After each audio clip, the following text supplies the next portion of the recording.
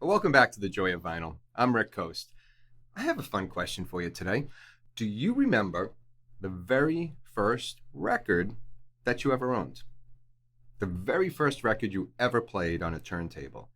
Do you remember the circumstances or even the time of year or how you felt? I'll start us off. My answer sort of comes in two parts. So I'm going to cheat a little. When I was maybe 5 or 6, my parents gave me a Kenner close and play for Christmas. It was like a little suitcase with a handle, and the needle was housed in the lid. After putting the record in it, it played 45s. You hit play and closed the lid. The needle then scraped its way through the grooves. I believe it was like a steel needle, and it pushed the sound through a small speaker in the cover. And I'm pretty sure it was an early torture device for records, like one of those Iron Maidens with all the spikes that poor unfortunate souls were stuck in. I'm sure a lot of horrific sounds were emitted from their lids too. Anyway, I remember 2 records that came with it, or maybe they were separate gifts from my parents when I was little. The songs were Blow the Man Down and Waltzing Matilda. I still remember some of those lyrics, which probably means that I played those incessantly, or at least until that steel needle in the lid rendered them all unplayable after probably a few listens. I can't imagine the sounds it must have emitted. It's crazy, and I'm sure it drove my parents nuts. So I'm not going to consider that my first spin. It was really just a toy, but I have no doubt it kicked off my joy of vinyl. There were other early records like these. But the record I consider my first was also a Christmas gift from my parents. And this I remember clearly. It was Elvis in person at the International Hotel. Elvis had just died, so this was Christmas, I think 1977.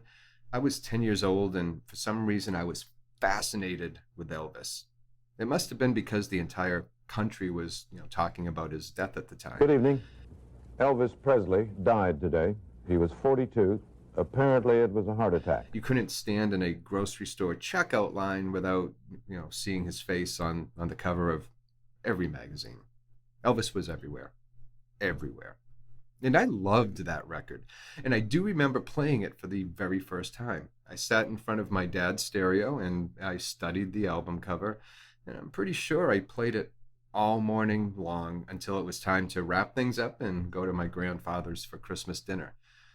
I think I even brought that album with me to show it off to anyone who cared, and I'm sure no one did, but they probably humored me too. I still have it. I got a D in algebra, high school algebra, my only D, but numbers have always intimidated me. But I figure I've owned this record for almost 46 years. It still looks and sounds great. I always took care of my records, except for some weird reason, I scribbled out the V in Victor. Whatever.